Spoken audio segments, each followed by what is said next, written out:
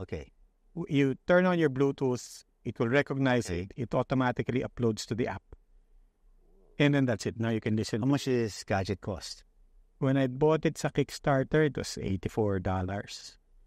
Now How did you discover it? Somebody told you about it. Budol. Lumabas sa Facebook algorithm ko. Para, di ba? Alam ko silbi ng Facebook ngayon. Mga algorithms, no? And then they'll just present to you all kinds of products. What? I'm curious.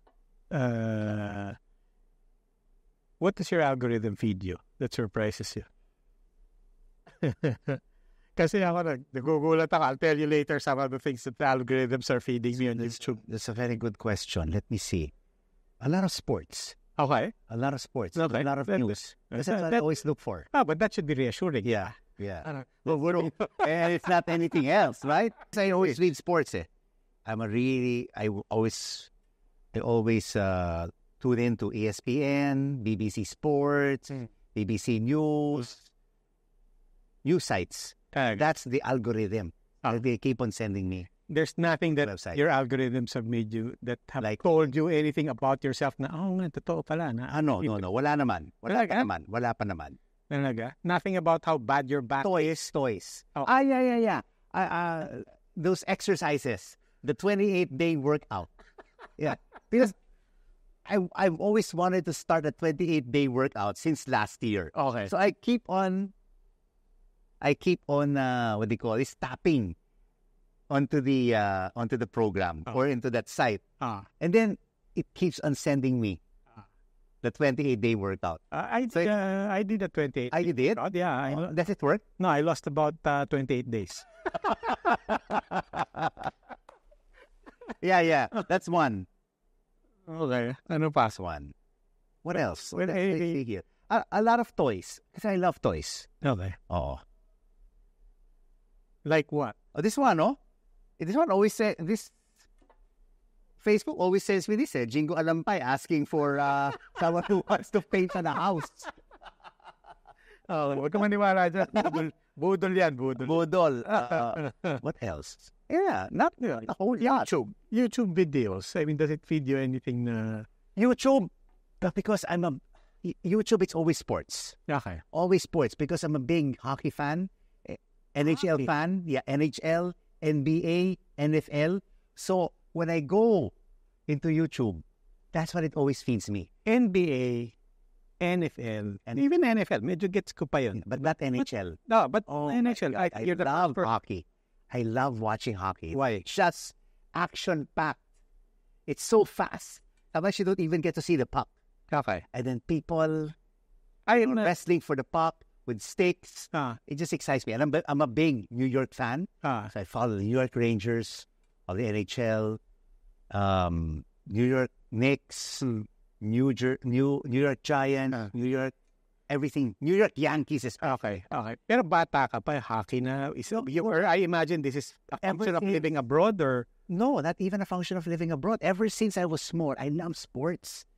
My first love was really to become a sportscaster. Okay. A sports announcer. Not an athlete. No. You know what? When I was in grade school, I was one of the taller guys in school, and then I never grew after that. Maraming ganyan. Maraming ganyan. Where was grade school, by the way? LaSalle Green Hills. Okay. LaSalle Green Hills. Grade school, high school, then De La Salle University for college. So going back to, it feeds you also a lot of sports. But as you said, your original dream, your original vision was to be a sportscaster. When I was in grade 5. Okay. Because I used to watch the PBA games. Well, even before the PBA was founded and started in 1976, I was already watching Mika, Iko, Crispa, with my mom at the Rizal Memorial Coliseum. Crispa ka o Toyota? Crispa. Crispa randomizers. Crispa ka ba? Crispa. Hindi ako. There are a lot of people there watching. Hindi ako. So will I give you a hard time. Atay ko ako eh. Atay ko. Philip Cesar. Apag Gidabin. Bernie Fabiosa.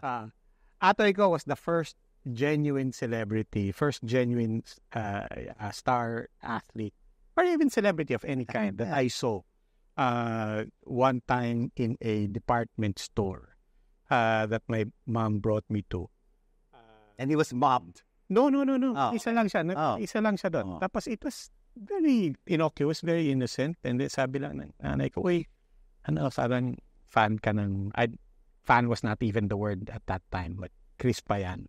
And so I just remembered, he touched my head. And happy na ako.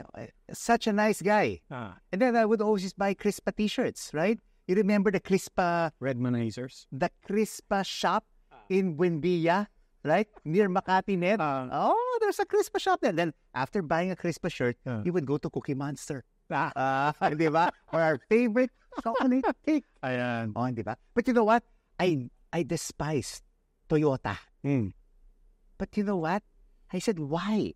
Why didn't I like Ramon Fernandez and Robert Jaworski and Francis Arnaiz? And then I met Robert Jaworski when he was a senator. I said, wow, such a nice man. So down to earth. And I even said, wow, he's just pala 1 or 2 inches taller than me. At that time. Well, at that time. Hey, Jaworski's what, 6'1"? No, he's like 5'10". Arnaiz was what?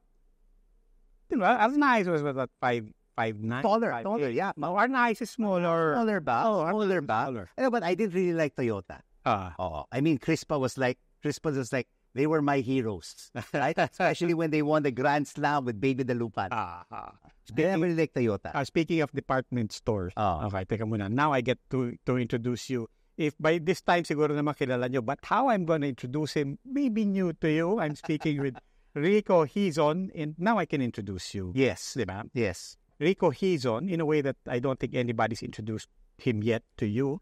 But Rico Hizon, Senior Vice President of SM Group. Yeah. Diba? Senior Vice President. Diba? Before, I was a senior anchor. Now, I'm a Senior Vice President for Corporate Relations at SM Investments. Okay, so that means that after, we're too late to introduce you as anchor of... senior anchor. Senior, not anymore senior.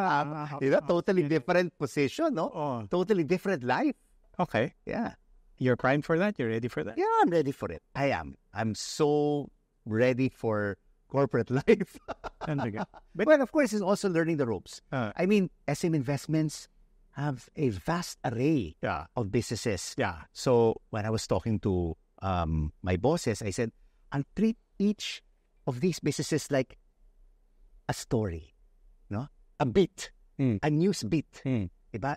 When you're in the news, you have justice, you have police, you have Malacanang, you have DTI, SEC, Bangko Sentral, sports. Okay. I mean, SM Investments is like the biggest conglomerate in the Philippines. And it's well known, of course, for its property, for its malls, and it also has its portfolio investments like To Go, Airspeed, Philippine Geothermal. So they have a vast array of businesses. Of course, for me, having been a broadcast journalist for 36 years, ang tanda-tanda ko na. I mean, you know stories inside out. Diba? Robs, I mean, you have stock knowledge, no? Of everything. Let's say the Asian financial crisis happened in 1997, 2008. And then, of course, all the conflicts that have been happening. We have stock knowledge because we've been in this industry for such a long time. And we always continue to read the news day in and day out. Front page up until the last page. Okay. Even the opinion pages. But now, of course, that's how I'm trying to approach my new job. Because of the vast array, the vast number of businesses that the SM Group has under its wing. As we're recording this, wala pang isang linggo sa trabaho. So I do just want to say, as much as he's earning his keep in this first week, I did not invite him to do his job right now. And I actually brought it up to ask you. I mean, still keeping with our Crispa Redmanizers and betraying our age. What's your earliest memory of SM? Shoes. No? I remember buying my shoes from SM Makati. No? I mean, that's what Henry C. is known for, right? Starting his Social ka. shoe. Social ka. SM Makati ka. My first memory is SM Aurora. SM Aurora. Or as my friends say, SM Aurora.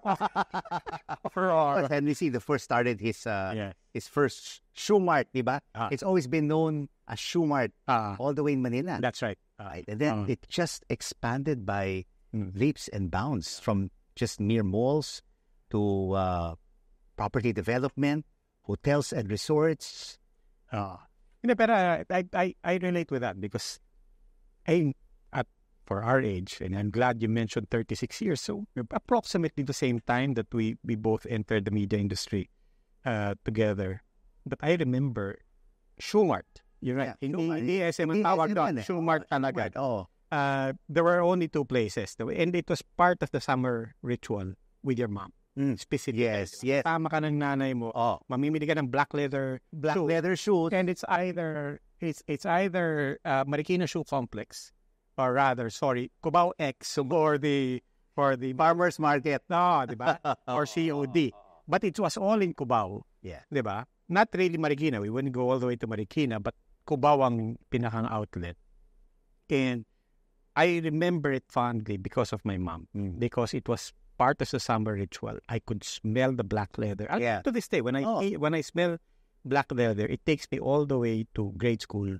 It takes me to SM and Marikina Shoe Expo. Not only the shoes, but you would also buy the white socks, right? It's getting ready for the new school year. And then also buy your notebook, your school accessories. Sa National Bookstore in Tata or Alemars. Di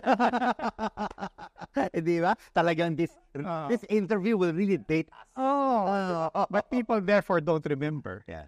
Para sa mga nakakatanda ng Shoe Expo in particular, where shoes would drop from the sky. Yes. Size 10 shoes. Tapos mahulog yung... Even in Shoe Mart. Diba? Shoe Mart wala. Meron. SM Makati meron. Itatawag nila tapos mapuhulog yun from the sky. Nakiisap Si Kuya sa... tapos boxes, hindi ba? I always wondered about that. Ibig sabihin, merong nakaupo doon sa kisame for so many hours na under yung stock room. It will sound ridiculous for our generation to be explaining this, but for the younger people there who are getting confused, it used to be that would be, you would have somebody sa kisame because that's the only place where they could have the warehouse, the bodega. So itatawag yung size. Tapos literally there's a hole in the, and tapos mahuhulog na lang dun yung sapatos. And what was the size of your shoes? I wouldn't remember grade school. I was size 5. Okay. But sometimes I would always get the size 5.5 because I had wide feet. I can imagine. I mean, I can believe you when you say that. In this job, in this current job of yours, there's a lot of stories. But then that takes me to the other side of how people have known you. I imagine you'll have to scratch that itch from time to time sa media. Well, that's why when I was asked to do this long conversation program with Robbie Arampay, I did not hesitate to ask my bosses. I said, can I be interviewed? Because of course, nami-miss ko, di ba? 36 years with, GMA, with CNBC, with BBC News, and then CNN Philippines. Tapos, it's like stepping on the brakes. There's so much momentum. You're loving your job with CNN Philippines, and then, hey, we're shutting down. Di ba? Cancelled. that was just how many weeks ago? Well, we really officially shut down January 29. But we were paid until the end of February.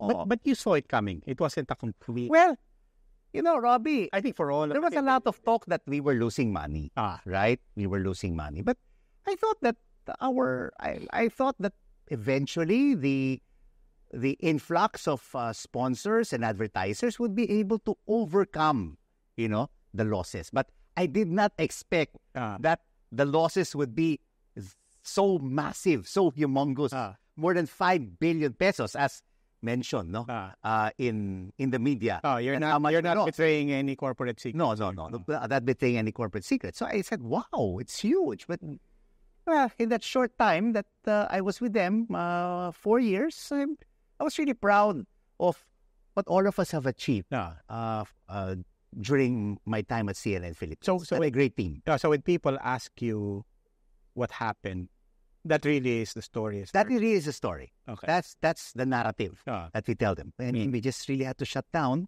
We were paying CNN a annual franchise fee, licensing fee. And then on top of that, of course, operational expenses. The pandemic hit.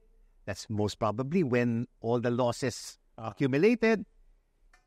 We just couldn't recover. And then operational expenses, hiwalay pa dun yung Rico Hizon.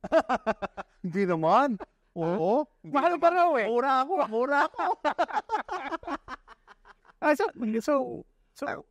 So why aren't you with us? Huh? Why aren't you with us? I'm here. No, but seriously, I imagine you got some calls.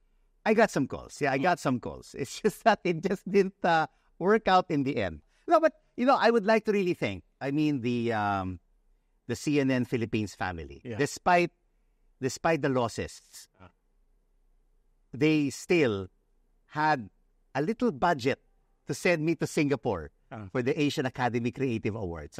But at that time, they already knew that we were going to shut down. So we were lucky, we were blessed that we won Best Factual Presenter for the final word. And then I said, can I go to Ho Chi Minh, Vietnam, for the Asian Television Awards? Yes. I said, we have been nominated. Okay. So, well, I didn't know that 10 days later that they would tell me that we would be shutting down. So they still sent me. Yeah, that's for an event. Yeah, right. For an event. What about options for, outside of the Philippines? Yeah, there were options. There were options outside of the Philippines. But of course, I have a dad who is now, who's 96 years old. Wow. He's aging. He's and he asked me personally, Rico, I really want you to do what you love, and that is both local and international journalism. But I'm not getting any younger. I asked you to come home in 2020. It's because I wanted you to be by my side. I wanted you to be near me. Okay. So, my dad has not really been in the best of health. So I just decided that it was really time to, stay here and be around him. So he was also the reason for coming home in 2020. From BBC. Singapore. Yes, from BBC News. I was with BBC News for 18 years. I loved it there. It was like the best of both worlds. You're based in Singapore. You get to anchor and present global news. And then you are called up to London to anchor more international news. Yeah. And be with top anchors, and top producers. But then he asked me, I said, I'll give it a thought, Dad. And after maybe 2 or 3 years, I said, he's already 92. He was 92 years old then. So we decided, me and my wife and our son, we decided to come home. And then we came home on March 15. His birthday was on March 19. We wanted to surprise him. Dad, we're home! Happy birthday! And then lockdown. Oh. ECQ. So I left BBC News sometime end of February, packed up our things, and then came home, wanted to surprise my dad. We didn't even get to see him on his birthday because ECQ started sometime March 16 or March 17. So we were surprised ourselves. What happened? What's different? From what you've seen at the regional, international level of journalism and news, what's different? Well, with how we do it here. Well, almost the same, of course. But when it's international, it's more global. No, what's happened? The U.S. elections, U.S.-China relations, UK elections, But here it's very localized. Yeah. So anything that's happening with let's say the Duterte or the Marcos administration, you have the Senate, you have basically Congress, all the other controversies regarding, let's say, maybe the GP strike. So I really had to immerse myself in the day-to-day, ins and outs of Philippine developments. But what I did was, because we were a foreign franchise, I decided always to input global news. That's what I try to do on a daily basis on my evening show, The Final Word. Because, you know what? We now live in a global society. Anything that happens in terms of oil prices affects us. U.S. elections, U.S. politics affect us. So it's a borderless society. No? So I would always talk to people are always interested, let's say, with the royal family. The death of Queen Elizabeth II, the crowning of King Charles III. So people are interested with royalty. That's what we love. We also love entertainment. So that's what I try to do always, is to always interview CNN correspondents overseas, and connect it with the Philippines. Or let's say, for example, the Israel-Hamas war. There are tens of thousands of Filipino nurses who live in Israel. How are they affected? And then you also have thousands of Filipinos who live in Gaza. And then, of course, during the pandemic, you had the first AstraZeneca dose was done by the Filipino nurse. So you always try to look for stories which CNN international correspondents can talk about and connect it with what's happening. With what's happening in the Philippines. Or at least something that interests us. So that's what I try to do. I try to mix global and local news. So it's local news in my program. You don't get that nagging feeling that it's hard to... It's very hard to do that. It makes sense. I think that's part of our training. That's part of our philosophy. Diba? Parang you match the news value of proximity with timeliness, wherever it's happening and so on. But do you get the feeling sometimes that you have one world, you have one side of one generation that's very parochial, diba? Yes, or local. But then you also have other Filipinos, I think I would hazard to guess, of a particular demographic, economically, who is more interested in world news. Than, diba? Diba, parang ironically, may mga bata and Filipinos in general who are more aware of what's happening abroad or what's trending on a global level, but are totally unaware of what's happening here. And then on the other side, there are also Filipinos who are very much aware of what's happening here and totally oblivious to what's happening even in Gaza. That's why, Robbie, when I was working overseas with CNBC and BBC World News, we never took a look at ratings. We never took a look at... because BBC doesn't have to worry about money. It's really basically all about subscribers. Right? Viewership. But here, what we do is, on a weekly basis, we always analyze the ratings. Not on an hourly basis, but on a per minute basis, which I'm sure you know. So we always see what are the peaks and valleys of interest. And that is how we constructed the sequence of our news for The Final Word. Okay.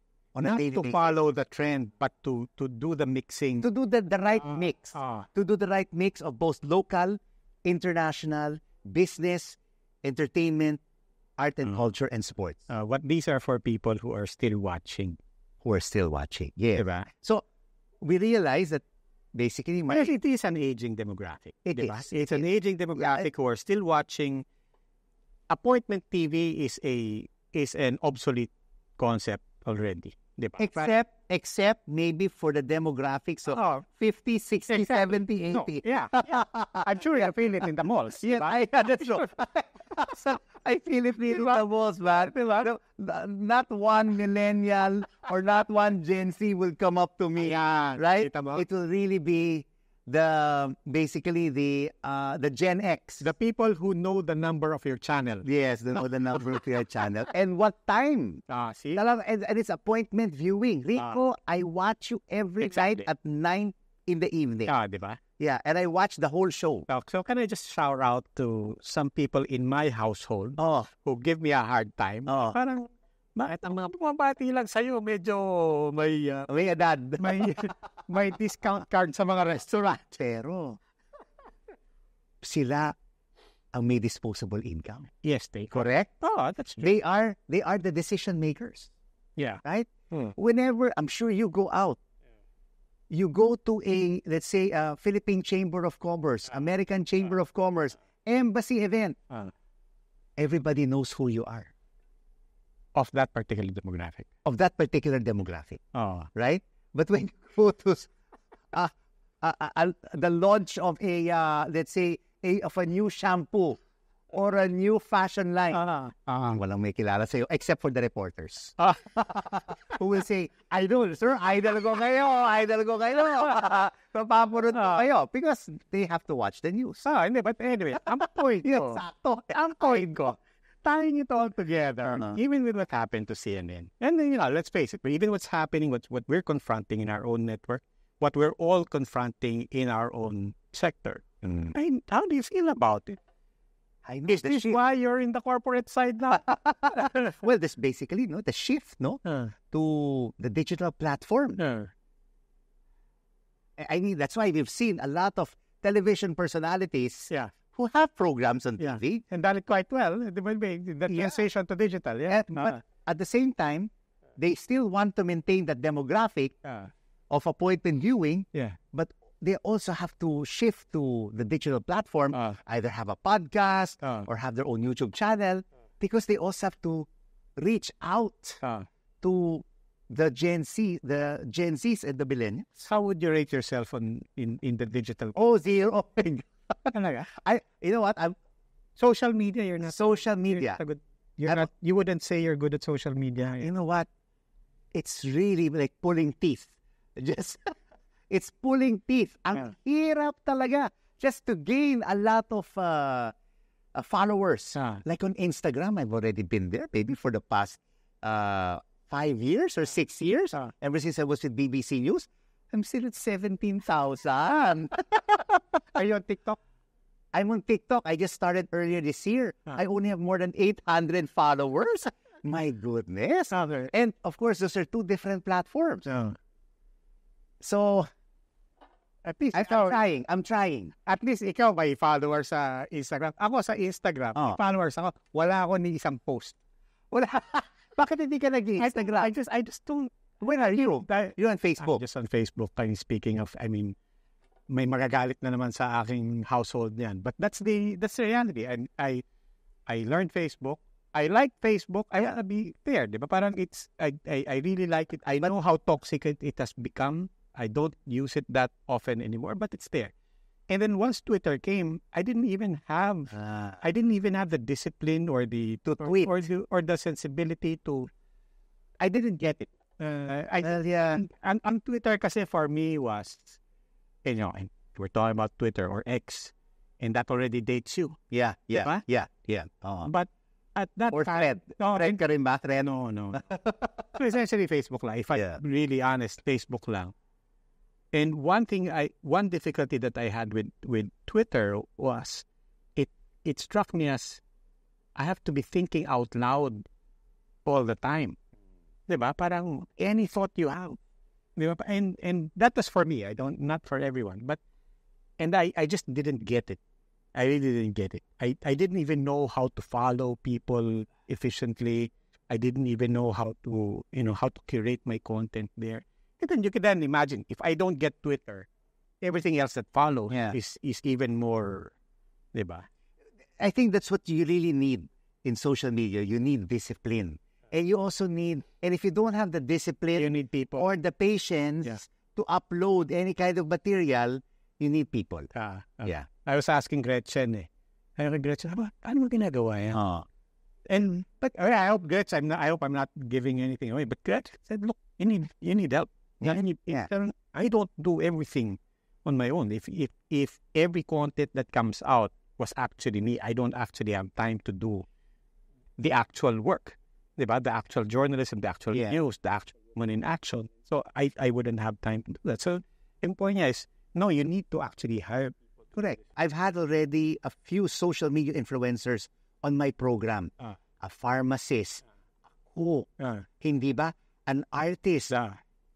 My goodness, they have 3, 4, 5 million followers on TikTok. And then, okay, before the interview, they say, Sir Rico, nandito na yung social media influencer. So I go to the waiting room. I said, where's the social media influencer here? Because hindi mo kilala. Number one, hindi kilala ko because I do research about them before I do the interview. But secondly, they have a team. They have a makeup artist. Yeah. They have a wardrobe consultant. They even have 2 camera people. Yeah. I said, where did these people come from? And then they said, oh, we came from ABS-CBN. We came from here. A lot of production people. Yeah, but at the same time, with the closure of the networks, have set up their own little production outfits. But at the same time, there are people who just get as I said, the sensibility and the logic of it. I know some people who can do it, on their own. I know. And there are hundreds of celebrities there that we have never even heard of, who have more followers than TV. Like us, we've been in the industry for more than 3 decades. Tinan mo ang ating social media. Look at our social media, 17,000. Diba? And of course, the ones who watch us at this hour don't have social media. They only have Facebook. I know your title is SVP for Corporate Relations, which is not necessarily corporate communications. Yes. Diba? But I would imagine, of course, that's a big value of any organization having you. You think your game is up to being relevant and having this reach to millennials and Gen Zs these days? I think it's about being Senior Vice President for Corporate Relations of SM Investments. I think the reach here is more of the business community. Yeah, exactly. B2B ka. B2B. Both private and public, and investor relations. Talking to... It's of that demographic. It's of that demographic, right? Because, I know, right? I mean, SM Investments has a portfolio of several companies. I mean, SM Investments also has a stake in Goldilocks. Hindi ba? Alam yan. Yeah. To go. Di ba? So, quite a number. Okay. Quite a number of assets that SM Investments has. Sige, I'll still keep you on the journalism conversation. Yeah. Baka sabihin 5 days baka sabihin 5 days pa lang sponsored na kaagad at round table. Hindi naman po natin style yan. Hindi naman po natin style. Mamaya namin pag-uusapan yun. Cheers na muna. Cheers. So we're still speaking with Rico Hizon, the Senior Vice President for Corporate Relations. And former senior anchor. On the former senior anchor. Yun pa rin ang tanong ko. Now that you've left us behind, Hindi na ba? But what's your concern for this industry, and what's your concern for the youth in particular? And how do you think we should be addressing the whole? My personal sense is that the entire information ecosystem is broken. Yeah. I think like me, we grew up in a generation where we were taught, don't worry, the free market of ideas works. Diba? The wisdom of crowds and all of that. Diba? And eventually the truth will rise. But are you that confident in these days in the free market of ideas? Not really. I think we always have to have a holistic approach in terms of news and public affairs. I think we have to continue informing and educating the youth about the real stories, the real news of what's happening around us. not just what's happening in a street corner, not what's happening in a stoplight, but we have to present and report to the masses the hardcore issues. Politics, business. I mean, it can't naman be all bad news. There's also a lot of good news. Yeah, I know you have good news. I know you have good news, Philippines. Yes. So we have to continue to do that. And at the same time, not just report the news. Straight news. So, but it also has to be analyzed. Yes, but it has the story also be broken down. Don't you feel like whether it's good news or bad news or analysis or explainers, the reality, and this is a real documented phenomenon now, there is news avoidance. Diba? Where young people especially are not anymore aware. Not only not aware, they're avoiding it. You call it news, and that's not... Maybe they're avoiding it because it's all negative news. Probably. Yeah. Maybe they call it something else. Maybe they call it... grandstanding. You know, in TikTok, somebody told me this from inside TikTok, news is not part of the lingo anymore. You don't have a news category in TikTok. They don't even call it news. That's not even part of the business meetings. They call it time-sensitive content. But TikTok has basically said, we're shunning the word altogether. Facebook has abandoned it altogether after making it a toxic environment. Facebook officially says we will have nothing to do with news. We will not promote it. We will not peddle it. We will not be a platform for it. So there's a lot of fake news. Yeah. So much misinformation. Well, you're right, because everything that's happening around us right now, I mean, it's not, it cannot anymore be categorized as news. Kaya nga, but we're just describing the situation right now. Yeah. So what do we do? That's the problem. Because I don't think the quality of news is our problem. We will always have wonderful young journalists, and there's idealistic. And there's a great new generation of Filipino journalists out there representing our craft, not just here in the Philippines, but even abroad, diba? Yeah. But so the quality is not our problem. The problem is just the people. The people, even our reach, diba? And the consumption of news. Nobody wants it anymore. What do we do? What do you think should we do?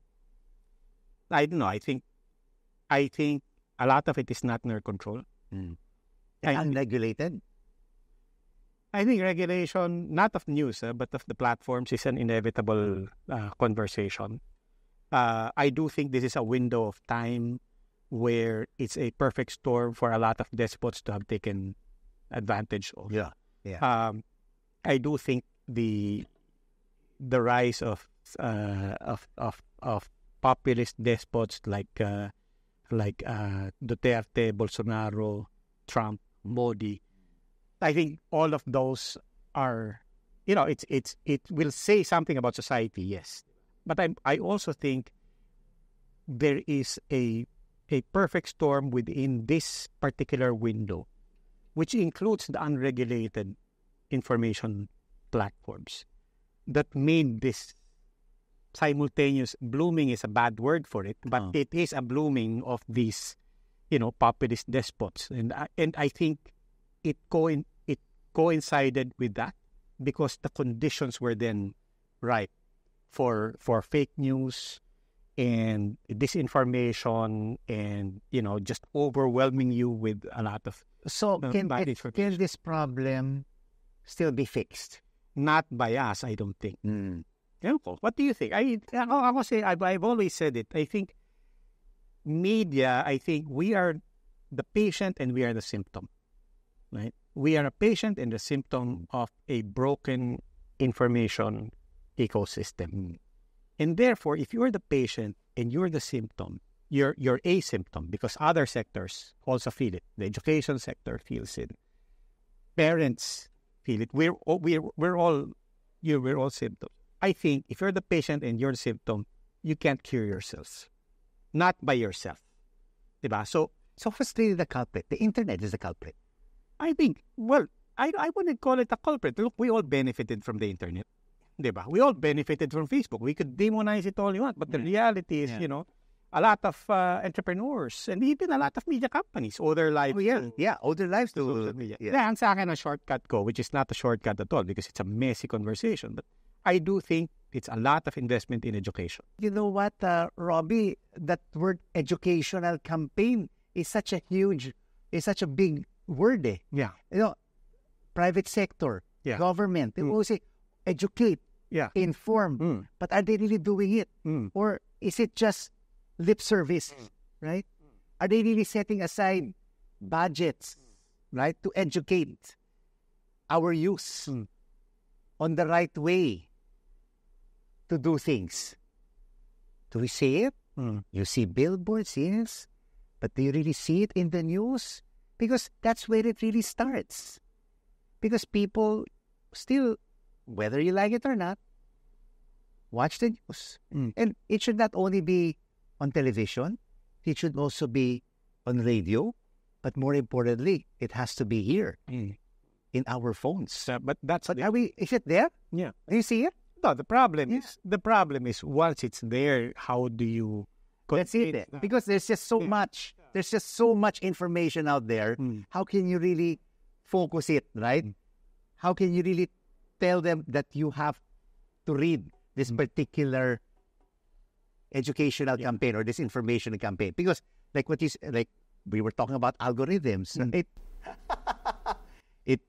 If you really are into news, if you really are into information, then that's the kind of information that you will receive on your social media platforms. But like what you said, nobody reads the news anymore. Yeah, well, maybe some really influential people in the private sector can help to send that message. Of course. Absolutely. But I mean, seriously, because it is a whole of society approach, as cliched as it is. It's not a cliche until it happened. Yeah. Diba? Yeah. But I really do think I think we all should put our money where our mouth is. Yeah. And that's not just government. I think the private sector should do it. Private sector, to its credit, you have Philippine Business for Education. Yeah. You have PBED, you have PBSP, you have a lot of wonderful private sector initiatives, civil society initiatives. But ayun talaga eh. Di ba? Yeah, I don't think it should just be one company. It should be all the conglomerates that should unite to come up with a common campaign to educate the youth. It just can't be one, right? There has to be common ground, common goals among all the top companies. Then this is the way to do it. You said you sportscasting was the first aim. Why? How did you actually love sports? No. How what actually? And was it news kagad? No, it wasn't news. Because, I took up communication arts and business management at De La Salle University. I just wanted to take up journalism. But my dad said, Rico, walang pera dyan. So you have to have a backup. If you don't succeed, then at least maybe you can work for one of the conglomerates or be a stockbroker. So I gave it a shot. There were no being a stockbroker or no media. It was very frustrating because I started out as a production assistant. So GMA for a kiddie show on GMA, Uncle Bob's Lucky 7 Club. You were a card-bearing member. I sat on the lap of Bob Stewart. But of course, I didn't meet Bob Stewart. I met his son. So I worked for the son. Okay. And that was my stepping stone into getting into news and public affairs. So I worked part-time with Uncle Bob. That was a weekly show, right? Every Sunday. And then I was introduced to the people in news. So I got my big break with Issues and Answers with Art Borjal. So I earned a talent fee from there. And then they said, there's an opening here in Viewpoint with Attorney Dong Puno. So that was another racket. Di ba? So I had 3 rackets when I was at GMA. Uncle Bob, Issues and Answers, and Viewpoint. Then eventually, Dong Puno told me, who was my mentor, he said, Rico, I'm setting up a business show, Business Today, with Vicky Morales. So I said, oh my God, Is this the big break I was looking for? So he said, I want you to be one of the anchors reading the news. So while he does the interviews, I did the news with Vicky Morales. So I did that for like 4 years. Yeah. And then I remember that was my big break. I remember the morning. That was the morning show. That was the morning show. That was the morning show. With Moniz Berto also. When Dong Puno left GMA for ABS-CBN, the late Dong Puno, may soul rest in peace, it was Moniz Berto who took over from Dong Puno. Yeah. And then after that, the rest is history. And then at that time, GMA was looking for a reporter. I said, no, I don't want. I want to do maybe Malacanang. I wanted to do something else. But I said, we didn't have any business reporter. Rico, you have business background. Covered the business beat. So that's where I really got my big break. And then even then, because there were really no contracts or how would you call this? There were no loyalties on networks. I did Stock Market Live with Veronica Pedrosa on the Sari Manok channel, which is now ALC. Yeah. And then after that, so you did have some ABS-CBN pedigree. Well, a little bit. In a way, yeah. Diba? Yeah, so we were doing live hits, live reports from the Makati Stock Exchange. And then that's when I was discovered by CNBC Business News because they were looking for somebody in the region who had business background and who did business reporting. So my friend from Reuters said, Rico, they're looking for someone. Can you fly to Hong Kong for an interview? So I did an interview and the rest is history. Yeah, you dropped a lot of legendary names there. Diba? Parang people couldn't, diba? Parang they wouldn't fathom that now, diba? Even the start of Vicky Morales. Yeah, the start of being there with Dong Puno, and being there with Moniz Berto, whom you are now following into corporate life. That's right. Diba? Yeah, he was a spokesman for Smart, for quite some time, and that's now retired. Yeah. It's a good guy. I think astute broadcast journalist as well. Yeah, and business journalist. Business journalist. He was with Business Day under Raul Luxi. Yeah. Anyway, we're almost out of time, but I had already. I thought we had 3 hours here. That's the longer conversation. No, but I couldn't resist. You have to tell me a story. I mean, tell me about Dong Puno. I mean, what do you remember most? What stands out with you having that valuable time starting your career with Dong Puno? He taught me a lot of things about doing research, being always prepared before going on air, right? Always read the papers, read the latest developments, and then always take down notes. He would also, he trained me that you shouldn't only rely on your notes when you're asking questions, but you should also be a listener. Because a lot of our news presenters sometimes don't listen, right? They're too focused on their notes, right? And there's no continuity. That's why I said, Rico, you have to always continue reading. It's like going to school every day because you always have to have that stock knowledge because you have to always know how to follow up on the answer. So that's what he taught me, the basic principles of research and interviewing personalities. And that I will never forget. And he always said, Rico, once you hear an inflection, if you already believe that the guest has already discussed the idea, look for an inflection point and then jump in. What does that mean? Huh? What does that mean when you look for an inflection point? What's that mean? If it's already like a period. Okay. If it's a period. If it sounds like a period, that's when you jump in. Okay. Because a lot of guests right now are long-winded. No. Just like me. Yeah, it's not, and it's not easy. Yeah. Diba? Yeah, because marami silang kwento. Marami silang gustong sabihin. Speaking of which, when I said that we're almost out of time, that's for our audience. Unfortunately, by now, you know that we only have 1 hour. 1 hour. 1 hour for this show. Catch us again next Saturday at 9 p.m. on One News. You can also check out The Long Conversation on YouTube, Spotify, Apple Podcasts, and Google Podcasts. And we will also be posting it at some point sa Puma Podcast. That's another conversation I will have with Rico Hizo as we continue, because the time is out for our audience and for our airtime, but we'll continue. May wine pa tayo. Tutuloy pa natin yung kwentuhan natin, but you will have to leave us. Unfortunately, we'll try to find a way. If we could find a way to post an extended version of this, we will. But for now, maraming salamat po for joining us. I'll continue my conversation with Rico Hizo.